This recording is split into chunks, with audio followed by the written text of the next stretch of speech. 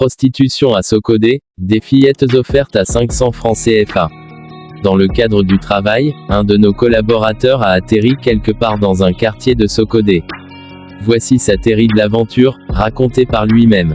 Fatigué par le voyage, je cherchais un lieu où passer la nuit et j'ai vite fait de tomber sur une auberge.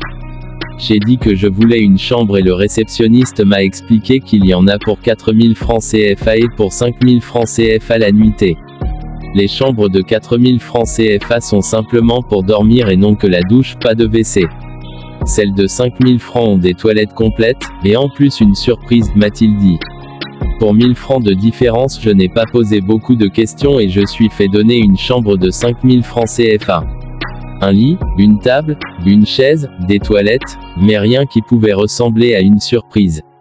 Un peu déçu, j'ai pris un bain et je suis ressorti pour manger un petit quelque chose dans le resto. Je revins et sautai dans le lit pour dormir enfin d'un sommeil bien mérité. Mais cococo, quelqu'un frappe à la porte. J'ouvre et j'entends une petite voix fine qui me dit « Bonsoir monsieur, bonsoir. Ça va? Oui, ça va. Je suis ton cadeau de la soirée, me répond-elle. Je tombais des nues. Une petite gamine mince comme un clou se tenait devant moi, essayant de mettre en valeur des atouts féminins à peine matures. En fait, une enfant.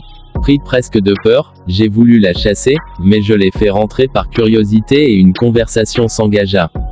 Elle me raconte qu'elle n'est plus une gamine, qu'elle en a l'habitude, que rien n'est gênant, sauf avec les jeunes de la ville qui se déguisent parfois en clients, viennent prendre une chambre et s'arrangent pour faire entrer 2 ou 3 autres amis qui la baisent tous ensemble, ou bien l'un après l'autre. L'utilisation du préservatif est très rare. Après quelques minutes de conversation, j'ai voulu la renvoyer pour dormir. Elle me dit que cela ne l'arrangerait pas parce que ses patrons sauraient qu'elle n'a pas travaillé. Ce serait mauvais pour elle et elle n'aurait pas droit aux 500 francs qui lui reviennent sur les 5000 francs CFA. C'est une dame qui tient le business. Elle a un hôtel qui est partenaire de l'auberge en question.